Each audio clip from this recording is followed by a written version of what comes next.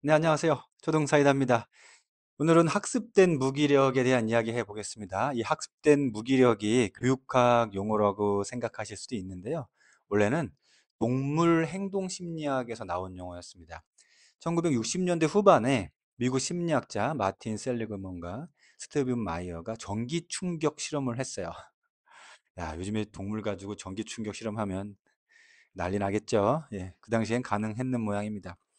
일단 큰 성인견, 그러니까 개를 A, B, C 세 개의 실험 방에 나누어 넣습니다. 그리고 잔인하게도 그 방바닥에 전기가 흐르게 했어요. A 방의 개는 일단은 전기가 통하니까 고통스러워 하겠죠. 고통스러워 하다가 우연히 방에 있는 이렇게 스위치를 딱 건드리면 전기가 멈췄습니다. B 방의 개는 고통스러워 하다가 방에 있는 스위치를 건드려도 전기가 멈추지 않았어요. 그리고 C 방에는 전기 충격을 하지 않았습니다. 일정한 간격으로 같은 실험을 했습니다. 그리고 이제 방을 옮겨줬어요. 방을 옮겼는데 이때는 방이 약간 다른 구조예요. 뭐냐면 방에 칸막이가 있는데 걔가 약간 점프만 하면 그 칸막이를 넘어서 옆에 방으로 옮겨갈 수 있는 구조의 방이었어요. 마찬가지로 이제 전기를 공급했습니다. 이제 전기 충격을 가했는데 어, 어떤 노력을 해도 멈출 수 없었던 B방에 있던 개들은 그 자리에서 계속 전기 충격을 다 받고 있었어요. 그런데 A그룹과 처음에 몸으로 어떤 스위치를 건드리면 전기가 꺼졌던 그 A그룹과 아예 전기 충격이 가해지지 않았던 C그룹의 개들은 점프를 해서 그 칸막이를 넘어가지고 다른 방으로 탈출했습니다. 심지어 이 A그룹하고 C그룹에 있던 개들은 다시 원래 위치에 옮겼을 때 아직 전기가 흐르기도 전에 점프해서 다른 방으로 옮겨가는 적극적인 회피의 모습을 보였습니다. 이때 전기가 흐르는 그런 아프고 이런 부정적인 환경에서도 그저 가만히 있고 회피하려는 노력을 보이지 않고 자포자기한 심정으로 계속 머물러 있었던 비방의 개의 상태를 보고 이제 학습된 무기력이라는 이름을 붙였는데요. 아무리 노력해도 소용이 없었던 이 강한 기억 때문에 그 기억으로 인해서 현 상황을 개선하려는 그런 의지를 포기한 상태. 이걸 나중에 인지심리학자들이 이제 인간에게 확대 적용해서 연구를 했고요. 이제 교육심리학에서 그걸 학습된 무기력으로 많이들 이야기하고 있습니다. 이렇게 학습된 무기력 상황이 오면 이게 아이들에게 어떤 영향을 주는가? 물론 좋지 않겠죠. 과거의 어떤 부정적 상황에서 내가 아무리 애를 써도 소용이 없었던 경험이 이제 지속적으로 주어지면 그 무력감이 현재와 미래에도 영향을 주고 또 다른 분야까지 확대되는 모습을 보입니다. 어떤 상황에 학습된 무기력이 지속되거나 그러한 상황이 다양하게 이제 확대가 되면 전체적으로 낮은 자존감을 형성하게 돼요. 더 구체적으로 표현하면 낮은 자기 효능감이 깊이 자리합니다. 나는 그래도 쓸모 있는 사람이야 라는 이러한 자기 효능감이 낮아지면 결국 나는 무언가 노력을 해도 소용없는 사람이야 이렇게 되는 거겠죠. 그리고 이게 여기서 멈추지 않고 우울까지 확장됩니다. 그리고 다른 부분들까지 무기력감을 보이게 돼요. 그렇게 되면 이제 어떤 일에도 자극이 되거나 동기부여를 만들기 무척 어렵겠죠. 자, 학습된 무기력은 공부에만 국한되는 게 아닙니다. 우리 학부모님들이, 우리 어머님들이 학습된 무기력이라는 이 표현 앞에 그러니까 학습이라는 말이 붙어서 뭐 학습 관련해서 무기력한 모습을 보이는 거라고 그렇게 국한돼서 생각하시는 분도 있을 텐데요. 뭐 수학을 포기했다, 영어를 포기했다, 뭐 이런 식으로요. 그런데 학습된 무기력은 공부에만 국한되는 게 아닙니다. 사회성이나 대인관계에서도 부정적 영향을 줘요. 이 학습된 무기력을 경험한 아이들은 다른 친구의 주장에 잘 대응하지 못하고 수동적인 모습을 보입니다. 뭐 어차피 내가 주장해도 그냥 안 될 거라고 생각하는 거죠. 그리고 이 친구들은 안 될 거라고 하는 생각을 넘어서 타인을 별로 신뢰하지 않아요. 더 나아가서 타인에게 무관심한 태도를 보입니다. 이러한 태도는 이제 상대방에 대한 공감력 저하로 이어지겠죠. 사회성 및 대인관계에 무척 소극적이고 더 나아가 나중에는 냉소적으로 변하기도 하고요. 자, 그럼 이제 중요한 게 있죠. 우리 아이가 학습된 무기력에 빠져들지 않게 하려면 어떻게 해야 할까? 제가 앞에서 전기 충격 실험을 말씀드렸습니다. 그런데 엄밀히 말하면 예외적인 강아지들이 두 마리 있었어요.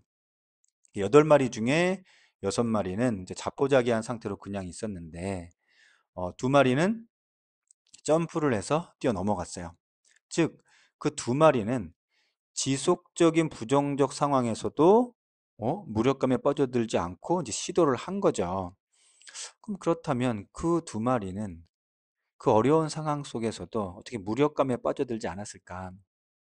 심리학자들은 몇 가지 예상을 했습니다. 일단 첫 번째로, 선천적으로 회복 탄력성이 좀 다를 수 있다라는 가정이고요.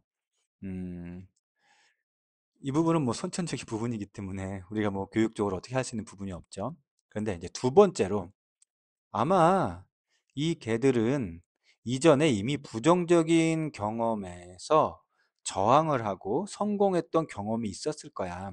그래서 무기력감에 빠져들지 않을 수 있었을 거야. 자, 그리고 세 번째로는 아마 다른 개들이 점프를 해서 그 상황을 빠져나가는 걸 봤을 거야. 그걸 보고 학습했을 거야. 자, 다시 말씀드립니다. 선천적인 부분은 우리가 지금 뭐 어떻게 당장 할 수 없죠. 하지만 두 번째, 세 번째 부분, 과거의 부정적 경험에서 내가 노력을 해서 시도를 해서 성공했던 경험에 대한 기억. 음.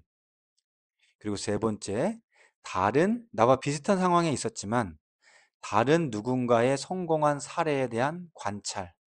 이 두 가지는 이제 교육에 접목을 할 수가 있죠. 이 중에서 가장 중요한 건, 가장 쉽게 꺼내줄 수 있는 건, 어떤 자신의 부정적 과거의 경험에서 그것을 극복하고 성공했던 경험을 떠올리는 것, 그걸 끄집어내게 하는 것, 그게 가장 용이하겠죠. 특히 미취학 시기부터 초등 1, 2학년까지 시기, 이제 그 경험의 기억이 중요합니다. 그 경험의 기억이라는 게 뭐냐? 좀 더 구체적으로 말씀드리면 이런 겁니다. 사실, 초등 시기에는 발달 과정상 많은 새로운 것들을 자연스럽게 시도하게 되어 있어요. 그리고, 이미 그 이전부터도, 영유아기 시기부터도 많은 것들이 계속 새롭게 돌발적으로 자신 앞에 발생하죠. 뭐 기어가는 것부터 시작해서 일어서는 것, 그리고 어느 순간에 걸어가고 뛰어가는 것, 그리고 무언가를 내 손으로 잡고 만지고 그것뿐 아니라 그걸 한번 조작해보고 더 나아가서 구체적으로 그림을 그려보고 악기를 만져보고 연주해보고 뭐 젓가락질을 해보고 가위로 선에 맞춰서 잘라보고 뭐 성냥에 불을 붙여서 불꽃이 이렇게 솟아오르게 해보는 경험 등등. 자, 아이들 입장에서는 다 처음 해보는 경험이죠. 이때 옆에서 이것을 안전하게 할 수 있도록 살펴봐 주면서 스스로 해 나가는 과정을 지지해주고 격려해주면 그 아이들은 물론 그 과정 안에서의 반복된 실패가 연습의 한 과정이라고 인지하게 되죠. 그래서 학습된 무기력에 빠져들지 않고 건강한 회복 탄력성을 갖게 됩니다. 특히 아침에 어린이집에 갈 때 스스로 옷과 양말을 챙겨 신게 하는 것, 이게 무척 중요합니다. 주 양육자가 아이 스스로 할 수 있게 안내하고 기다려주는 거 필요하고요. 아이가 하는 게 이제 답답하고 또 이제 늦을까 봐 너무 시간이 오래 걸린다는 이유로 바로바로 옆에서 채워주고 해주면 그 아이는 스스로 성취한 경험이 적어지겠죠.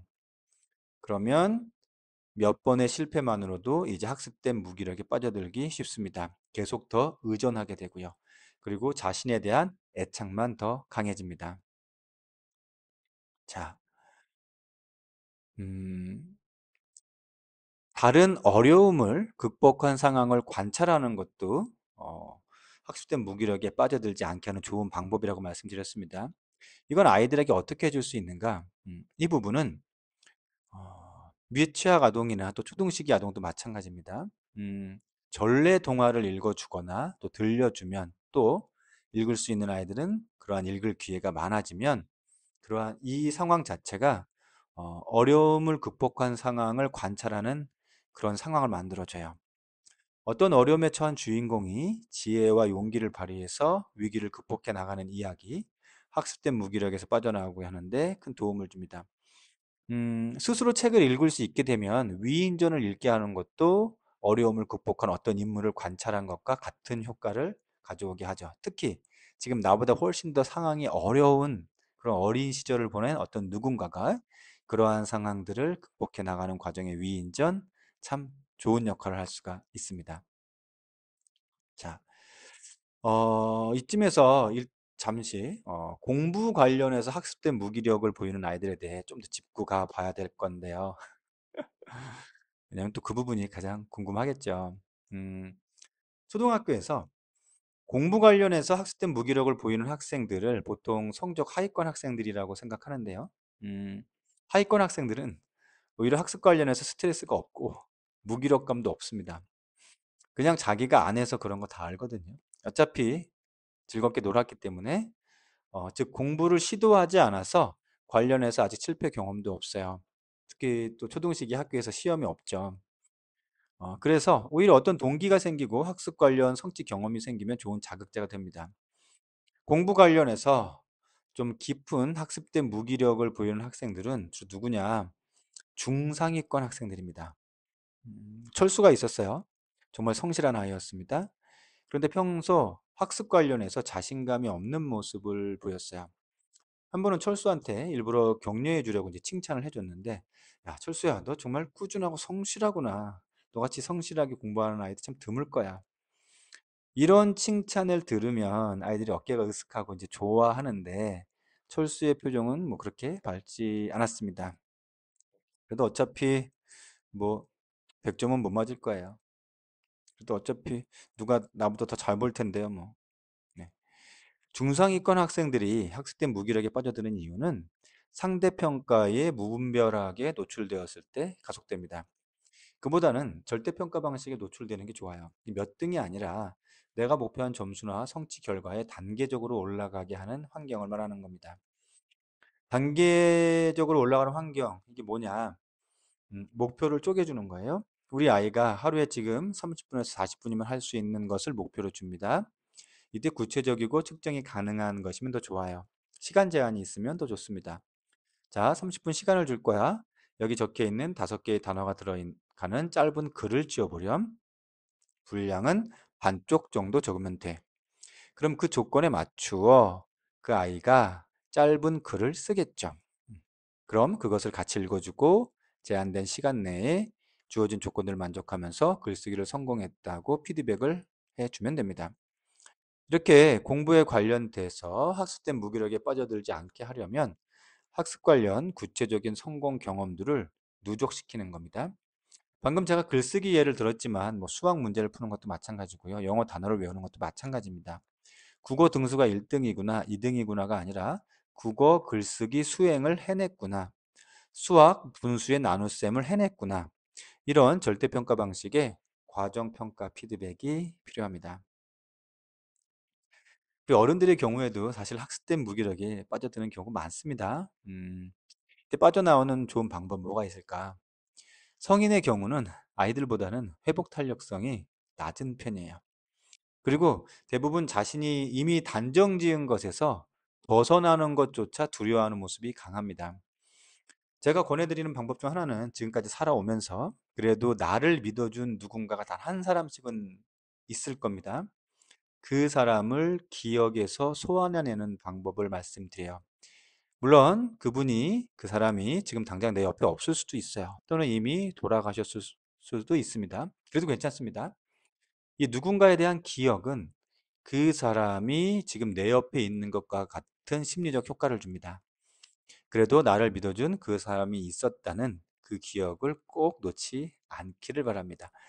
사람들이 일어서는 것을 포기하는 이유 중 하나가 나를 도와주던, 나를 믿어주던 그 사람이 이제 내 곁에 없다. 이렇게 생각해서 그런 거거든요. 결국 심리적으로 나 혼자를 만들어 버리는 거죠.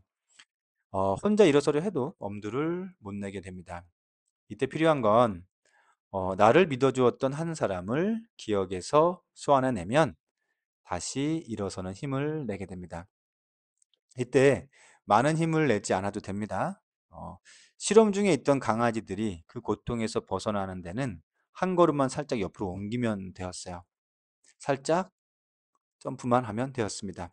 무기력한 상황에 놓였을 때는 오늘 한 걸음만 옆으로 가본다는 생각으로 변화를 시도해 보시기 바랍니다. 자, 초등사이다는 초등학부모님들과 함께합니다. 오늘도 내일도 뚜벅뚜벅 걸어가 보겠습니다. 감사합니다.